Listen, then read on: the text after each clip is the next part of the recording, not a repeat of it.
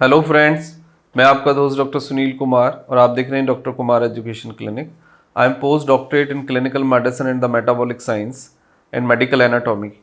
I am practising as a clinical physician. Last 18 year से मैं south Delhi Chhatarpur में as a physician practice कर रहा हूँ। तो आज हम बात करेंगे कि क्या हमारा जो पेट है उसके खराब होने के पीछे क्या आपका माइंड यानी आपकी सोच, आपका डर, आपका वहम, आपकी गलत जानकारी जिम्मेदार है या फिर कुछ और है। देखो, ये बात जितनी भी रिसर्च पेट, गट और ब्रेन के कनेक्शन के ऊपर हुई हैं, उनसे बात आज प्रूव हो गई है कि जो बहुत ज़्यादा सेंसिटिव होते हैं लोग दिमागी रूप से, जो बहुत ज़्यादा सोचते हैं, स्ट्रेस बहुत जल्दी जिन्हें होता है, या जो लोग बहुत ज़्यादा फियर वाले होते हैं, जिन्हें बहुत जल्दी डर लगता है, या जो बहुत ही सेंसिटाइज होते हैं इमोशंस के साथ, या कोई ना कोई लगातार वो एक फियर को कैरी करते हैं, तो आपने देखा होगा कि कुछ दिन के बाद फिर उनका पेट खराब रहने लगेगा। इसको इस तरीके से आप समझिए कि यदि आप सोशल मीडिया पे अपने गट के बारे में, कॉन्स्टिपेशन, IBS या एसिडिटी, हाइपर एसिडिटी या पेट से जुड़ी हुई चीज़ों के बारे में पढ़ते हैं, सुनते हैं, रात दिन सोचते हैं, और आपको कोई डर है, आपने कोई फियर कैरी किया हुआ है कि आपको कैंसर तो नहीं हो जाएगा, आपको टीबी तो नहीं हो जाएगी, आपकी पेट की कोई बीमारी तो नहीं हो जाएगी, या आप मर तो नहीं जाओगे, मतलब आपके यदि विचारों में फियर है, जबकि रिसर्च ये प्रूव कर चुकी है कि 99% हमारा जो इमोशनल फियर होता है वो मतलब इमेजिनेटरी होता है, उसमें कोई रियलिटी नहीं होती है और वो लाइफ में कभी भी एग्जिस्ट भी नहीं करता है, लेकिन हम उस फियर को लगातार कैरी करते रहते हैं। इसका मतलब ये है कि हम फियर आखिर आता कहाँ से है। अब पहले तो ये समझना पड़ेगा कि ये फियर का सोर्स क्या है। जब तक आप फियर के सोर्स को नहीं समझोगे तो आप उस फियर को कट डाउन भी नहीं कर पाओगे। देखो, आप शुरू से अपनी जर्नी को इमेजिनेट करिए। जब आप पैदा हुए तो आपको पहला जो फियर था वो कहाँ से आया। शायद आपके पेरेंट्स ने बोला होगा कि भाई आप शांत हो जाइए, आप शरारत मत करिए, आप डिसिप्लिन में रहिए, आप ये करिए वरना हम आपको कि कंप्लेंट टीचर से कर देंगे, या हम डॉक्टर के पास जाके आपको इंजेक्शन लगवा देंगे, या किसी बाबा को दे देंगे, या कहीं छोड़ आएंगे। तो आपके साथ ना एक फियर के साथ डील किया गया है। आपको जब डील किया जा रहा था तो कहीं ना कहीं फियर ड्रॉप किया गया।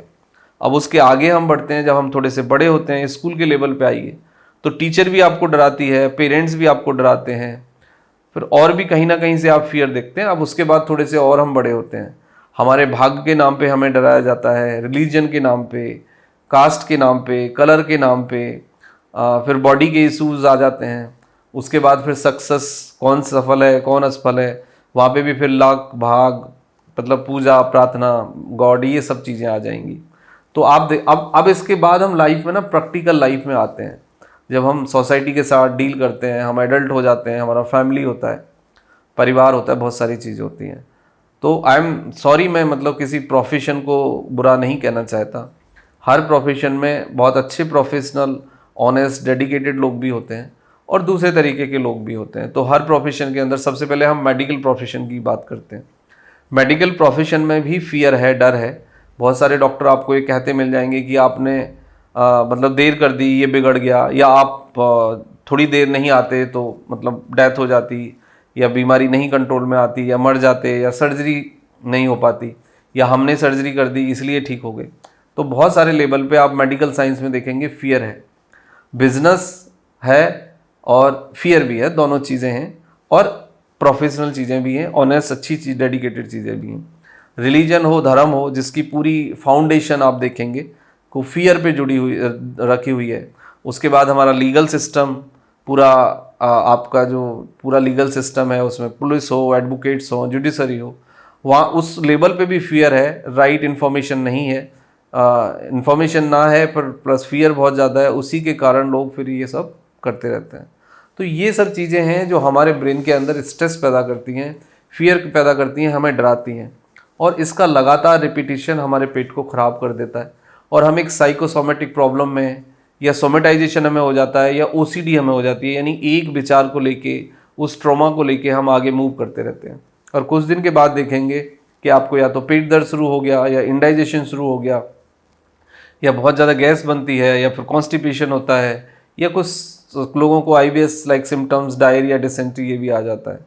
तो आखिर ये आता कहाँ से, इसका सोर्स क्या है। देखो, कोई भी इंसान पेट की गट की कोई भी समस्या लेके पैदा नहीं होता है।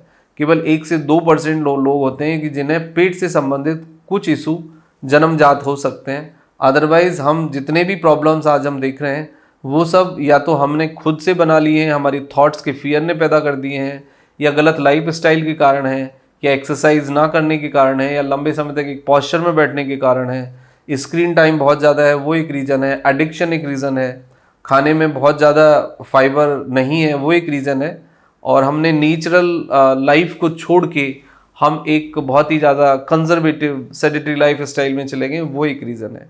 तो मेरा कहने का मतलब सीधा सा ये है कि आपके 90% जो प्रॉब्लम्स हैं वो आपके द्वारा क्रिएट किए गए हैं गलत खान पान के कारण, अच्छी नींद ना लेने के कारण, एक्सरसाइज ना करने के कारण, एक पोस्चर में लगातार बने रहने के कारण, और सबसे बड़ी चीज़ आपका इमोशनल फियर, आपके इमोशंस, आपका एडिक्शन, ये डायरेक्टली कंट्रीब्यूट करता है। जब ये चीज़ें लगातार लंबे समय तक रहती हैं तो पेट के लेवल पे आप बदलाव महसूस करेंगे, और यदि लगातार पेट के लेवल पे बदलाव और ट्रॉमा और स्ट्रेस और फियर आप कैरी करेंगे तो फिर आपको हार्मोन्स के लेवल पे, आपको बायोकेमिकल लेवल पे, और आपको फिर एनाटॉमी फिजियोलॉजी के लेवल पे भी बदलाव नजर आएंगे जो कि परमानेंट आपकी बीमारी का रूप ले लेते हैं, और फिर आप उसको डील करने में अपनी ज़िंदगी निकाल देते हैं। तो सबसे पहले आप बैठिए, खुद से समझिए, खुद से सोचिए, और आज से आप जिस विचार, जिस थॉट के साथ रहते हैं उसको छोड़िए, पॉजिटिव एंगेजमेंट तलाशिए लाइफ में, मेडिटेट करिए, माइंडफुलनेस के साथ जाइए, एक्सरसाइज करिए, और पॉजिटिव रहिए और खुश रहिए। और एक जीवन का सबसे बड़ा सच कि ना कोई अमर है ना कोई अमर हुआ है, जो लोग आए हैं उनको जाना है, और हमारे आने जाने की जो जर्नी है उसी को हम अच्छा बनाने की कोशिश कर सकते हैं। तो जन्म और मृत्यु को कंट्रोल करने की कोशिश मत करिए, आप अपने हर दिन को पॉजिटिवली प्लान करिए, अच्छे से जिए, उसमें पॉजिटिव रहने की कोशिश करिए। यानी जिस दिन आप ये मान लेंगे कि आज में ही जीना है, आज को ही अच्छा बनाना है, और आज का दिन ही मेरे पास आखिरी दिन है, और कल मेरी मृत्यु हो सकती है, यानी अगले पल भी आपकी मृत्यु हो सकती है, मेरी भी हो सकती है, तो आप एक अपने विचार में एक ड्रामेटिकल, एक सकारात्मक बदलाव देखेंगे, और वो बदलाव आपको खुद से ही ठीक करने में काफ़ी हद तक मदद करेगा। Thank you very much and take care yourself.